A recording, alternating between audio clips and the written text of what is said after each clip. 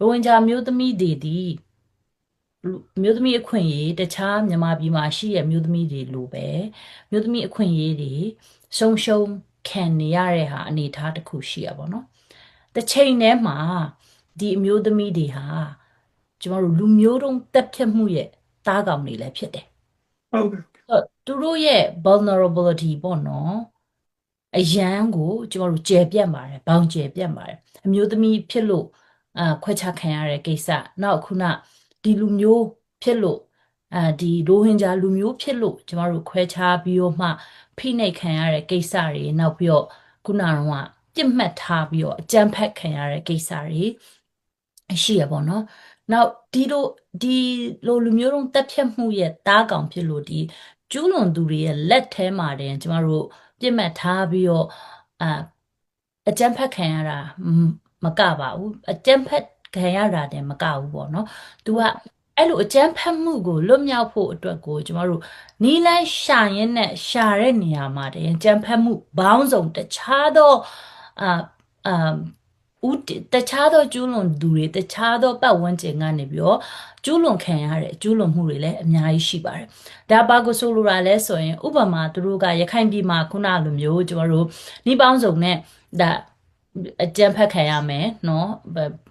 သူ့ရဲ့လူဖွဲ့စည်းထဲမှာ society ထဲမှာဖိနှိပ်မှုတွေပေါင်းစုံကြောင့်လူတွေဟာအတွေးခေါ်တွေတိမ်ပြီးတော့အိမ်တွင်းကြမ်းဖက်မှုတွေကနေစပြီးတော့ဒီ communal အကြမ်းဖက်မှုတွေပေါ့မျိုးသမီးတွေဒီဟာမလုပ်ရဟိုဟာမလုပ်ရဟိုဟာမဖြစ်ရစသဖြင့်အဲ့ဒီဘောင်ထဲမှာအကြမ်းဖက်မှုတွေခံရတဲ့အဆင့်တစ်ဆင့်ရှိရပေါ့နော်အဲ့ဒီဟာကြော်လွန်ပြီးတော့ခုနစစ်တပ်တို့ခုန Arkan Army တို့ကနေပြီးတော့ပြစ်မှတ်ထားပြီးတော့အကြမ်းဖက်တဲ့အကြမ်းဖက်မှုတွေရှိရပေါ့နော်အဲ့ဒီနေရာမှာဘာတွေပါဝင်တယ်လဲဆိုရင်ဥပမာကျမတို့စစ်တပ်ကလုပ်ခဲ့တဲ့ဖြစ်စဉ်တွေကိုပြန်ကြည့်မယ်ဆိုလို့ရှိရင်တော့ခုနလိမ်မိုင်းဆိုင်ရာစော်ကားမှုတစ်ခုတည်းတည်းမကပါဘူးသူတို့ရဲ့အကြမ်းဖက်မှုတွေထဲမှာသူတို့ရဲ့တားဥပမာအိမ်အောင်ပြုတ်ခွင့်နေနော်တားဖွားခွင့်နေလို့အမျိုးသမီးတိုင်းမှာလွတ်လပ်စွာရွေးချယ်ပိုင်ခွင့်ရှိရရွေးချယ်သူ့ရဲ့ခန္ဓာကိုယ်ပေါ်မှာသူကဒီဘယ်သူနဲ့အိမ်အောင်ပြုတ်မယ်ကလေးဘယ်နှယောက်ယူမယ်စသဖြင့်တားဖွားခွင့်နေရစာတားမြစ်တာတခြားလူမျိုးတွေကိုမလုပ်ဘူးပေါ့နော်ဒီလူမျိုးကြမှာဒါလူရေတိုးမယ်ဘာရညာရဲဆိုတော့ propaganda တွေနဲ့ဝါဒဖြန့်လှုံ့ဆော်မှုတွေနဲ့ပြစ်မှတ်ထားပြီးတော့သူ့ရဲ့အမျိုးသမီးဒီရိုဟင်ဂျာမျိုးသမီးတွေရဲ့ခန္ဓာကိုယ်ကိုထိန်းချုပ်ဖို့ကြိုးစားတယ်။ဒါအပြင်ကျမတို့ကခုနဒီပညာသင်ပိုင်ခွင့်ပိတ်ပင်တာတို့ reproductive health ပေါ့နော်သူတို့ရဲ့ကျန်းမာရေးစောင့်ရှောက်ခွင့်ဒီမိဖွားခွင့်တွေမိဖွားတဲ့အခါမှာလိုအပ်တဲ့ကျန်းမာရေးစောင့်ရှောက်မှုတွေမရှိအောင်လုတ်ပစ်တာမျိုးပေါ့နော်ဆိုတော့အဲ့လိုအဆင့်တွေအများကြီး state ကနေပြီးတော့ structural violence လို့မျိုးနဲ့လုတ်ခဲ့တာနှစ်ပေါင်းများစွာရှိခဲ့တယ်အဲ့ဒီနေရာမှာမှခုန2019 2012တို့2019တို့2016တို့အဲ့လိုအကြမ်းဖက်မှုဖြစ်တဲ့ကာလမှာကြာတော့ကျမတို့ပို့ပြီးတော့မှခုနကတက်ကြွကြွနဲ့လိမ်မိုင်းဆိုင်ရာကျူးလွန်မှုတွေတပ်ဖြတ်မှုတွေမျိုးစုံလုပ်ခဲ့တာပေါ့နော်အဲ့လို history တွေကအဲ့ဒီအရင်ကလည်းရှိခဲ့တယ်ဗမာပြည်မှာကစစ်တပ်ရဲ့ကျူးလွန်မှုတွေထူးသဖြင့်လိမ်မိုင်းဆိုင်ရာအကြမ်းဖက်မှုကိုဒီလိမ်မိုင်းဆိုင်ရာကျူးလွန်မှုကိုလက်နက်တပွဲကျူးလွန်တဲ့အလေအထဟာမြန်မာစစ်တပ်မှာဟိုးအရင်ကတည်းကတိုင်းရင်းသားလူမျိုးစုမျိုးသမီးတွေပေါ်မှာလုပ်ခဲ့တဲ့ကျူးလွန်pattern တွေပေါ့နော်သူတို့ရဲ့ဒီအကျင့်စရိုက်ကငကိုတွေကရှိခဲ့တယ်ပေါ့နော်ရှိခဲ့ပြီးတော့ရိုဟင်ဂျာလူမျိုးတွေအပေါ်မှာလည်းသူသဖြင့်ရိုဟင်ဂျာမျိုးသမီးတွေအပေါ်မှာဒီလိုမျိုးစော်ကားမှုတွေရှိခဲ့တယ်နောက်ကြတော့အခုကျမတို့အခု Arkan Army ကပါဒီလိုအဲ့မှာ Arkan Army ရဲ့ဒီအာရခတ်တပ်တော်ရဲ့ဒီတပ်သားတွေကပါဒါမျိုးတွေကိုဆက်လက်ပြီးလှုပ်ဆောင်လာတာတွေကျမတို့တွေ့ရတယ်တွေ့ရတော့အခုဒီဘင်္ဂလားဒေ့ရှ်ကိုရောက်သွားတဲ့လူတွေရခိုင်ပြည်နယ်ထွက်ပြေးလာတဲ့လူတွေမှာကျမတို့တပ်တွေအများကြီးပေါ့နော်ဒီလိုမျိုးကျူးလွန်ခံရတဲ့မျိုးသမီးတွေတွေ့ရတယ်ဆိုတော့ဒါဒုတိယအဆင့်ကျမတို့ခံရတဲ့ကျူးလွန်မှုကိုကျမပြန်ပြီးတော့ break down လုပ်ပြတာ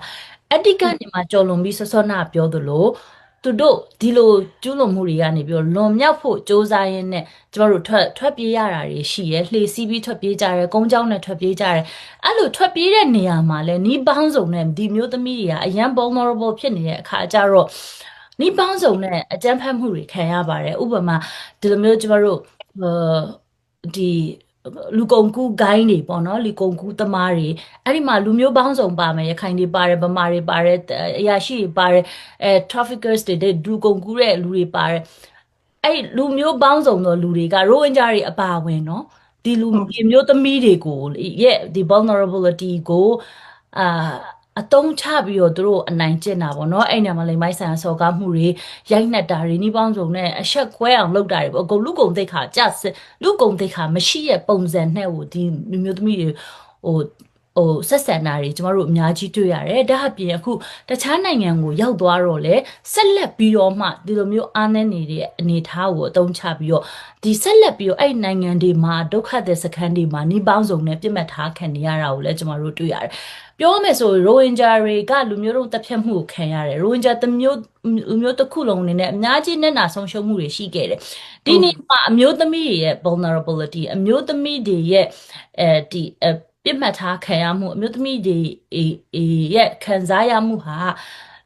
လေယာပေါင်းစုံပေါ့နော်အဆင့်တွေလွှာတွေအများကြီးကနေပြီးတော့အဆိုးရွားဆုံ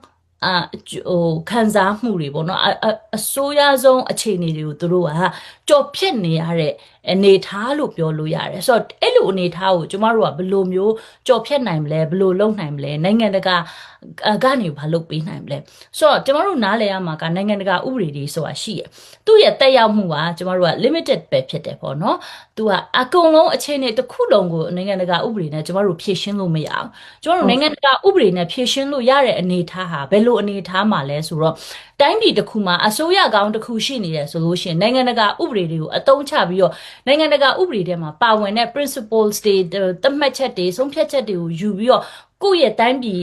အစိုးရကနေဥဆောင်ပြီးတော့လူဖွဲ့စည်းတဲ့မှာဒီအမျိုးသမီးတွေရဲ့အခွင့်အရေးဒီအမျိုးသမီးတွေအတွက်အကာအကွယ်ဒီအမျိုးသမီးတွေအတွက်လိုအပ်တဲ့ fulfillment တွေပေါ့နော်ပံ့ပိုးမှုတွေပေးပြီးတော့အမျိုးသမီးတွေရဲ့အခြေအနေကိုကောင်းလာနိုင်တာကျမတို့လူမျိုးစုဟာခုနဒီအစိုးရအဆက်ဆက်ကဖိနှိပ်ခံရပြီးတော့ target ထားခံနေရလူမျိုးစုဖြစ်တဲ့အတွက်ကြောင့်မို့လို့ဒီအစိုးရတွေကအဲ့ဒါလုပ်ပေးမှာမဟုတ်ဘူးနောက်တစ်ခုအခုချိန်မှာအစိုးရဆိုတာလည်းတီတက်နဲ့မရှိဘူးဆိုတော့ပိုတော်မှဒီလိုနိုင်ငံတကာဥပဒေကိုအသုံးချပြီးကျမတို့အောက်ခြေမှာပြောင်းလဲဖို့မြို့သမီးရဲ့အခြေအနေကိုကောင်းအောင်လုပ်ဖို့ဆိုတာအနေထားမရှိပါဘူးလုပ်နိုင်တာတစ်ခုပဲရှိရဲ့အဲ့ဒါပါလဲဆိုတော့ခုနစိုးရတဲ့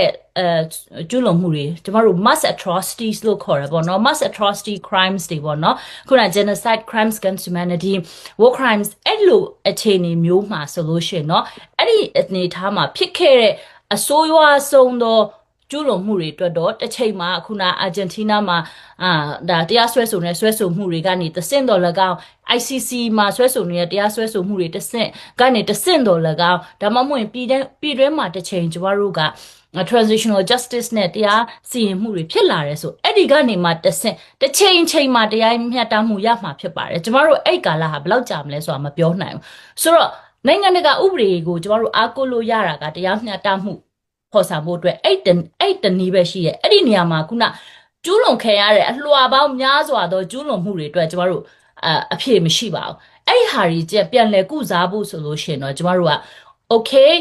ကျမတို့ဥဆောင်တဲ့လူတွေရိုဟင်ဂျာထဲမှာပဲဖြစ်ဖြစ်ဒီရခိုင်ပြည်နယ်ကိုဥဆောင်သူတွေပဲဖြစ်ဖြစ်ဗမာအစိုးရတရက်ရှိလာပြီဆိုအဲ့အစိုးရကပဲဖြစ်ဖြစ်တေချာကင်တွယ်ပြီးတော့ကျမတို့အသွင်ကူးပြောင်းမှုဆိုင်ရာတရားမျှတမှုဆိုတဲ့ဟာကိုကျမတို့ဖော်ဆောင်ပြီးတော့ဒီအမျိုးသမီးတွေရဲ့နစ်နာခဲ့တဲ့နစ်နာချက်အစင်းစင်းကိုစိတ်ပိုင်းဆိုင်ရာရုပ်ပိုင်းဆိုင်ရာcommunal ဘိုင်းဆိုင်ရာသူတို့ကျူးလွန်ခဲ့တဲ့နစ်နာမှုအစင်းစင်ကိုပြန်လဲပြီးတော့မှပြန်လဲတက်မှတ်ပေးဖို့ကြိုးပမ်းမှုရှိလာတယ်ဆိုလို့ရှင်ဒီမျိုးသမီးတွေရဲ့ဒီ suffering တွေတဖြည်းဖြည်းနဲ့ပြန်ကောင်းသွားမယ်လက်ရှိချိန်တွေမှာတော့အဓိကလိုအပ်တာကျွန်မထင်တာတော့လေကျွန်တော်တို့ Rohingya community တွေနောက်ပြီးတော့ Rohingya community အတွက်အလုပ်လုပ်နေတဲ့အဖွဲ့အစည်းတွေเนาะနိုင်ငံတကာပဲဖြစ်ဖြစ်ပြည်တွင်းအဖွဲ့အစည်းတွေပဲဖြစ်ဖြစ်အဲ့ဒီအဖွဲ့အစည်းတွေကနေမှတဆင့်ဒီလိုနိုင်ငံတကာဥပဒေနိုင်ငံတကာရန်တရားတွေကိုနားလည်အောင်လုပ်ပြီးတော့ဥမာ CEDAW ရှိရเนาะ Convention on the Discrimination Against Women ပေါ့အမျိုးသမီးများအကြမ်းဖက်မှုအမျိုးသမီးများခွဲခြားဆက်မှုဆိုင်ရာ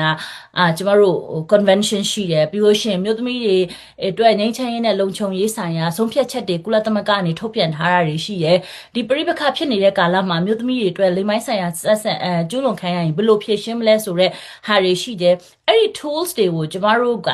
ဥဆောင်နေတဲ့အဖွဲ့အစည်းတွေနောက်ပြီးတော့ခေါင်းဆောင်တွေကဒါကိုနားလည်အောင်လုပ်ပြီးတော့ကိုယ့်ရဲ့ community ထဲမှာဒါမှမဟုတ်ရင်တကယ်တမ်းခုန NGO ဆိုလို့ရှိရင် NGO တွေအဲ့ approach ရဒီဟာလေးကိုနားလည်အောင်လုပ်ပြီးတော့လောလောဆယ်ဖြစ်နေတဲ့အနေအထားလေးတွေကိုဘလို့မျိုးများနည်းနည်းတက်တာသွားအောင်လုပ်မလဲဥပမာကျမတို့မှာခုန ဒီ camp တွေထဲမှာမျိုးသမီးတွေကိုလိမ်မိုင်းဆိုင်ရာစော်ကားမှုတွေဖြစ်နေတယ်เนาะဒါကိုကျမတို့ဘယ်လိုတက်တာ awareness ပေးမှုတွေလုပ်မလဲမိဘတွေကိုဘယ်လိုမျိုးကျင့်ကပ်မလဲစသဖြင့်အဲ့လိုမျိုးဝိုင်းဝန်းအဖြေရှာကြမှလက်ရှိအနေထားကိုတော့ကျမတို့နည်းနည်းလေးရော့အောင်လုပ်နိုင်မယ်လုံးဝကောက်ွယ်မှုပေးနိုင်ဖို့နီးလန်းကတော့မရှိပါဘူးရှင်မရှိပါဘူးဘာဖြစ်လို့လဲဆိုတော့ဒီဟာကဒီလိုဖြစ်နေအနေထားဟာဒါရိုဝင်ဂျာလူမျိုးမှဖြစ်တာမဟုတ်ဘူးပေါ့နော်ဘယ်မှာပြီးမှဖြစ်နေတဲ့ရှိနေတဲ့အမျိုးသမီးတွေเนาะလူဖွဲ့စည်းတွေလူနည်းစုတော်တော်များများမှာလည်းဒီပြဿနာကရှိကိုရှိနေတာကျမတို့ကပရိပခတွေအကြမ်းဖက်မှုတွေဒီလိုမျိုးရှိနေတဲ့၍ရှိနေတဲ့၍အမျိုးသမီးတွေကတော့တနည်းမဟုတ်တနည်းအများဒါအကြမ်းဖက်မှုရဲ့တားကောင်ဖြစ်နေမှာပဲအဲ့နေရာမှာမှအဆိုးဆုံးသောနေရာကနေအဆိုးဆုံးအနေထားတစ်ခုမှရှိနေတာပေါ့နော်ဆိုတော့အဲ့ဟာကိုကြတော့ကျမတို့ကအတက်နိုင်ဆုံးနဲအောင်လို့ကိုယ့်ရဲ့အချင်းချင်းတဲမှာနားလည်အောင်လို့ကိုယ့်ရဲ့ influence တွေ institution တွေခုနကတော့group တွေတဲမှာနားလည်အောင်လုပ်ပြီးတော့မူဝါဒတွေချပြီးတော့နည်းနည်းပို့ပြီးတော့မြို့သမီးတွေအတွက်ကာကွယ်မှုပေးနိုင်လို့ပဲရမယ်နိုင်ငံတကာကနေပြီးတော့ဒီလိုဖြစ်နေတဲ့အနေအထားကိုလာပြီးတော့ကူပေးပါမြို့သမီးတွေprotection မရှိဘူးပေါ့နော်လုံခြုံမှုမရှိဘူးဆိုရင်